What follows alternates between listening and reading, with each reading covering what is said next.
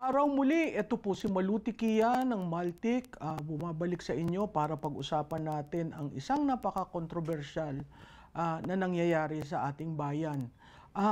May nilabagbahong batas ang ating Vice Presidente sa nangyaring press conference noong November 23. Yan po yung sinasabing Dawn press conference. No?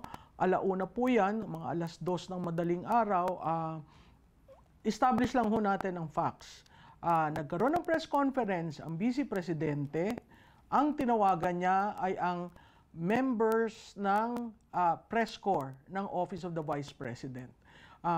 Merong iba dong sumama ng mga kolumnista at merong mga nagtanong. So, yung mga yan ay subject ngayon sa isang subpoena ng NBI at tinatanong nila kung talaga daw totoong nangyari yung press conference. Ay alam mo nyo, madali namang establish yun, no? Kasi ito yung time na i-try nilang yung na-contempt si Attorney Lopez. At yung medyo mayroong tension doon, yung medyo may harassment na nang nangyayari. Kaya yun yung ito yun, nung galit na galit si VP Sara, yung sagad na siya.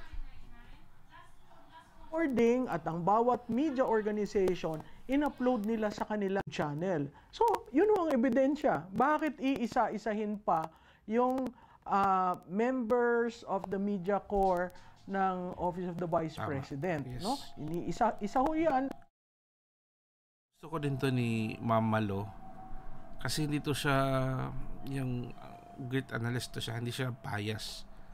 Yung nasa yung ano siya ba, hindi siya katulad nitong yung iba dyan na meron ng sarili silang pinapanigan. Pero itong si Ma'am Malo, she's really good.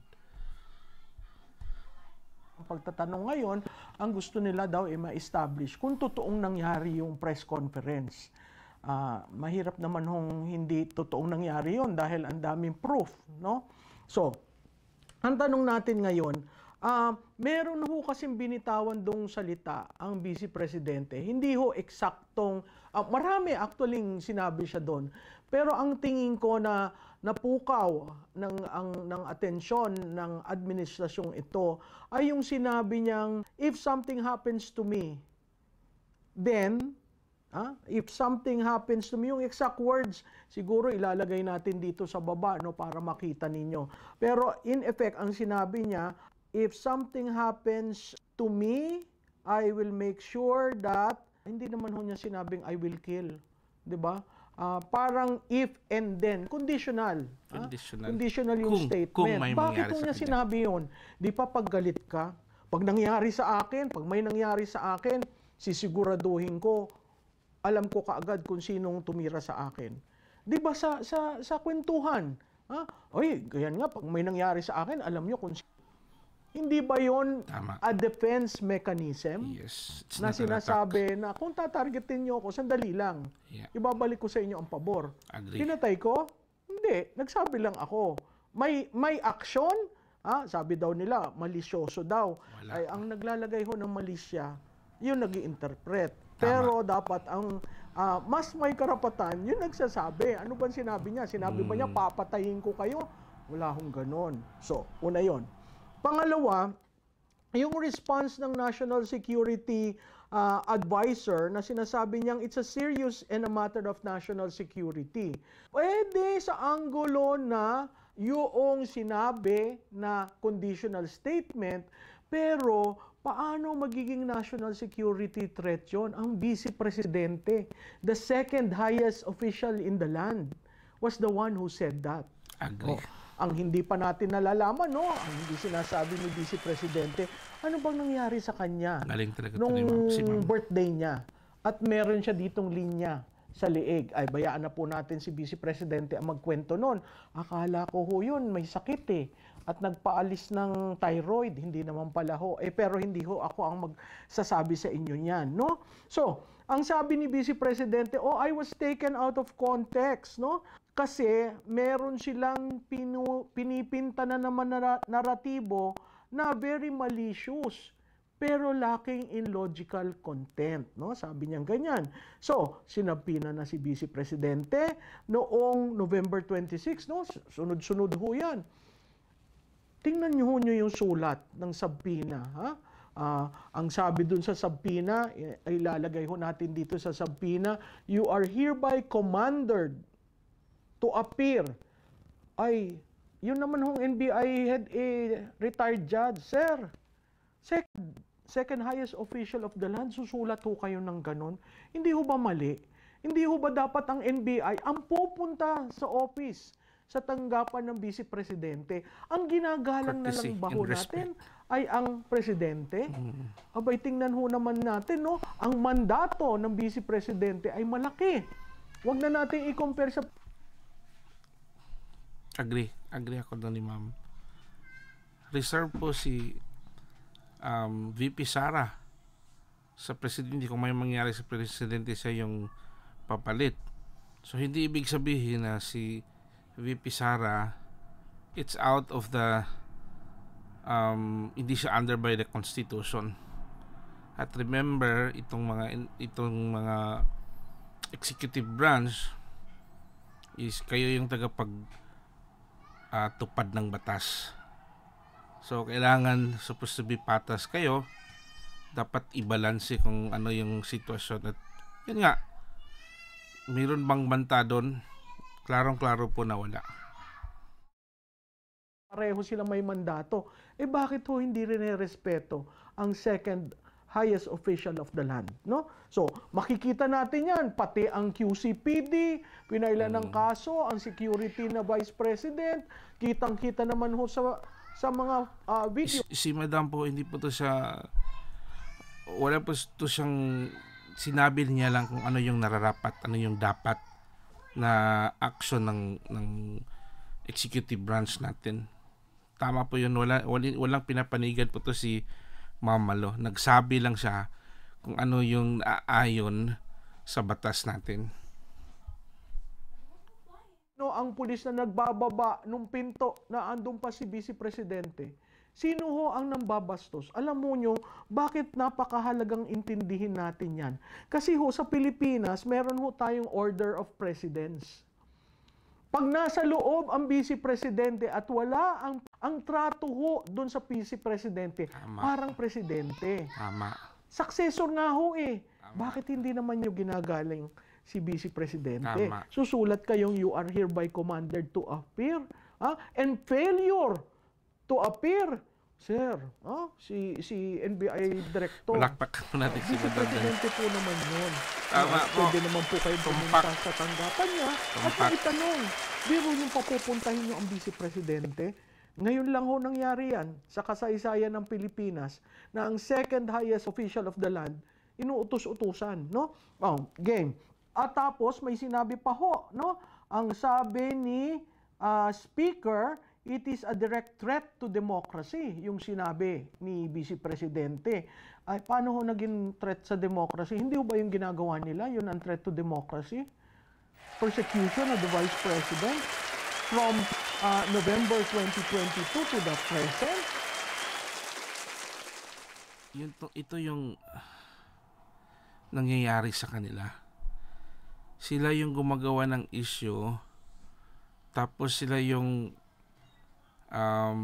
paawa effects effect na sila yung parang sila yung naging kawawa, parang sila yung naging biktima. In the first place, sila naman yung gumawa ng kabulastugan. Kaya yun yung awkward dito, you know? Galing ni ma'am. Hindi ba yun ay direct threat to democracy na gagamitin mo ang kaban ng bayan to persecute the second highest official of the land? So, ano po ang napakaklarado dun sa sinabi yun yung problema dito sa ano ba? Sa yun nga, sa executive natin, sa national defense. Hindi po kayo sa politika, hindi po sila yung grandmaster nyo. no one is above the law. Presidente lahat going to pinakababa na officials or sino mang pinakababa na tao, yung law pa rin yung siya talaga yung supreme natin. Under tayong lahat doon. Kaya sino pa man yung opisyal dyan, pinakamataas na opisyal, dapat balik pa rin tayo doon sa Constitution. Kung tama ba yung ginagawa nila, yun yung problema dito. Kung mismo yung tagapagtupad ng batas ay questionable din. Yun yung malaking tanong doon. Yun yung sinabi niya, plan without flesh. Ano ba yung ibig sabihin ng plan without flesh? O no flesh on the bone. Sinabi yun ni Vice Presidente sa pagsagot niya. Ang ibig mong sabihin, lacking in detail. Sinabi niya, papatayin. Walang, it's just, ano lang ba? That is an expression, walang laman. Tama. May kinausap na ako para siguraduhin. Nasaan ang detalye? Diba? Sa plano, kaya malicious eh. Sa plano, dapat may detalye. Lalong-lalo na kung ang plano ay pagpapatay sa mga leader ng ating bansa. So, yung plan without flesh, if there is a potential plot, we should be able to get the details for the plot to be successful. No flesh on the bone, you add more details to make it complete. Hindi ho logic naman din po din yan. Kasi kung talagang may plano kang patayin ang isang tao, kailangan mo pa bang isa publiko yan? Kailangan mo pa bang sabihin yan kung may plano ka? Di ba? Logic po. Anong ano doon? Kung meron talagang motibo na papatay si VP Sara, kailangan ba niyang sabihin in public? Diba? Siyempre, hindi mo sabihin yun. O bakit niya sinabi yun? Yun niya, out of her anger, disappointment at that time, umagang-umaga, mismo yung mga pulis walang respeto sa kanya. Diba? Sinabi ni Ma'am Malo, kung wala ang president, in the absence of the president, lahat kayo dapat magre-respeto kayo sa kang Inday Sara, kasi siya yung vice presidente ng Pilipinas, binoto ng mahigit 32 million na mga Pilipinos. Okay. So punta tayo dun sa issue ng second highest official of the land. Makikita po natin nung gabi na aalisin si Attorney Lopez, si Vice Presidente ay bumaba. Tingnan nyo ho ha. Una, nandun siya sa House of Representatives. Naandun siya sa kwarto ng kapatid niya. Pinatayan ng ilaw. Samantalang, pag iba, okay. Ang sabi nila, sayang daw ang electric, sayang daw ang aircon, magastos, nagtitipid ang Kongreso. Di ba kitang-kita natin ang bias? Second highest official of the land. Hindi nila marespeto. Okay? So, okay siya. Pinatay niya napatay ang ilaw, natulog siya doon. Grabe ho, no? Kaya niyo yung gawin sa Vice Presidente? Pinatayan ng ilaw, nagtitipid. What the... Anong klaseng... Ito talaga yung rason nila. Hindi lang to galing sa bibig ni Ma'am Malo. Nag-relay lang po si Ma'am Malo. Kasi yun talaga yung rason nila. Pinatayan daw ng ilaw kasi nagtitipid.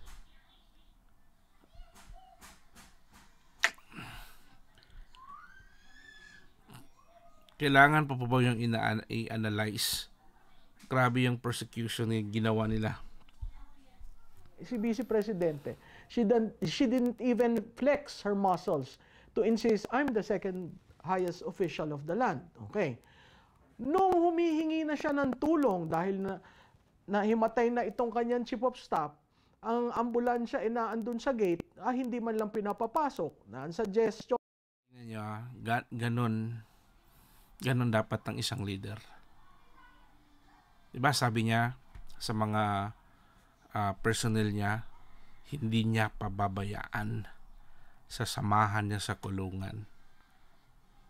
Nagsisinungaling ba si VP Sara? Hindi. Tinupad niya talaga. Iyan ang isang leader. Totoong leader. Kaya mahal na mahal siya ng sambayan ng Pilipino dahil nakikita ng mga tao. Hindi ba katulad ng iba, pag sa sitwasyon na mahirap, nanghuhugas na ng kamay. Pero ito, sabi ni Bibi Sara, sasamahan ko kayo kahit sa kulungan pa, talagang andyan siya susuporta. Yan ang presidente namin. Bibi Sara yan. Yan yung isang makikita natin na kung siya ang naging presidente natin, hindi tayo pababayaan yan. Maghahanap yan ng paraan kung paano tayo matulungan. Kaya ito si Ma'am, lahat ng mga taong nagsusuporta ni Inday Sara is nagpapakita lang to balik dahil sa kabutihan na binigay niya din, yung pagiging isang magaling na leader. Ang doktor ay pabayaan bumaba na matingnan, hindi rin ho pinapapasok. Nung talaga hong wala ng malay si Attorney Lopez, siya mismo na ang nagsabi, baka naman po, that is the second highest official of the land. So, to the legislative pages of the House of Representatives, the PNP that were stationed there and who followed them from veterans to St. Luke's to veterans, please review your tapes. Because the way you treated the Vice President is really uncalled for. Under Administrative Order 451, dated October 5, 1981, signed by the father of the current president. Lininya ho doon, ano ba yung tinatawag na order of precedence? Ang hierarchy of positions po, ano ba? Presidente, vice-presidente, abay, ngayon ko lang rin po ito nalaman nung ako'y naghahanda. Former presidents that are still alive. Tapos, Senate President, Speaker, Chief Justice, ang pinakamataasong cabinet, Secretary of Foreign Affairs. Okay? So, meron pong hierarchy of positions na sinusunod ng pagbibigay ng protocol. Ay bakit po itong sa ating Vice Presidente ay hindi binigyan ng protocol? Siya po ay successor to the President under Article 7 of the Constitution. Pag titingnan nyo rin yung Constitution, bakit po ba nauuna ang legislative, bago executive, bago judiciary? Kasi po, binibigyan ng Constitution ng maigting na pagpupuna na ang boto ng bayan ay mahalaga. Sino ho ang nahalal ng taong bayan? Ang buong legislative branch. Sino ho ang hinalalaman sa executive? Ang president at vice president. So, ang judicial elected. So, nakikita nyo, kasi tatanong, bakit nauuna ang legislative department sa ligang batas? Yung po yun, with the people. Kasi ang mandato galing sa tao. Okay? So, yung pong nasa line siya ng succession, anong ibig sabihin nun? Sa saligang batas natin, pag ang Pangulo ay namatay, may permanent disability, naalis, removal, o nag-resign, ang Vice Presidente po ang umaakyat. Okay? 4 na kaso na hong nangyari na ang Vice Presidente ang nagsasucceed. Nung panahon po ni Osmeña, nung namatay si Quezon, nung panahon ni Quirino, nung namatay si Rojas, nung panahon ni Garcia, nung namatay si Magsaysay, at nung panahon ni Arroyo, nung nag-resign si Presidente Estrada. So tingnan po natin lahat ito, no? Nababaliwala ang institusyon ng Office of the Vice President. Tatandaan po natin, Vice President, merong person who is the incumbent, Tapos, atat po sila sa itong tinatawag na human rights. Tapos ngayon mismo, pangalawang pangulo ng bansa, walang respeto. Kaya ang daming disappointed sa ginawa nila kay VP Sara. And the office, the institution, which is the office of the Vice President. So you need to show the respect of presidents when you are talking of both the institution and the personality of the Vice President. So, ang tatanungin po natin, no, may nilabag bang batas? Abay, magmula po sa grave threat to sedition, ngayon, terrorism. Yun hong Vice Presidente natin, na-accuse ng terroristic act. Tingnan ho uli natin, babalik tayo, anong nangyari sa kanya nung Mayo, nung malapit sa kaarawan niya? Bakit hindi yung pumaloob sa national security angle? Kasi hindi binibigyang diin ang Vice Presidente. Ang tingin natin sa Vice Presidente, spare tire. Again, nasa saligang batas. Ang sinabi doon, pwede mong bigyan ng katungkulan at sa confirmation ng Commission on Appointment. Ganun na lamang pong pagbibigay diin ng saligang batas sa kanya. Sana ho, wag natin bastusin ang institusyon. Sana ho, ating gamiting gabay ang Admin Order 451, series of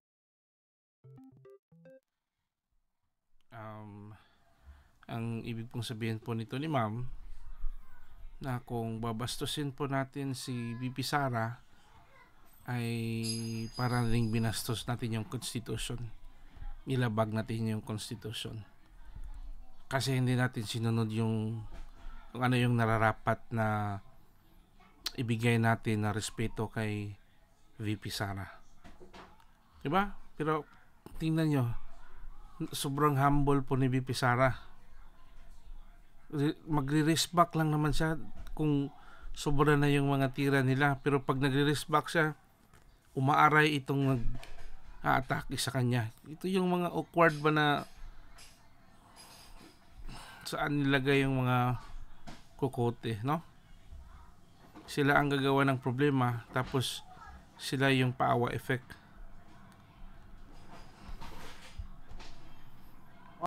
Na mismong ama ng Pangulo ngayon ang pumirma niyan, at klarado ho, siguro ho sa protokolyo dapat ang mga kasundaluhan at ang PNP maintindihan, lalo na ang NBI, maintindihan na hindi basta-basta yung tinatawag yung Vice President to appear before you to be investigated. Kung may mali, kasuhan. Ngayon, may nag-file ng indisbarment, karapatan ng bawat Pilipino. Yang ganyan. Pero kung yung nagpa-file ng disbarment, disbarred rin, parang katawa-tawa naman ho yung nangyari. So, ang akin lang ho, doon tayo sa... Tama.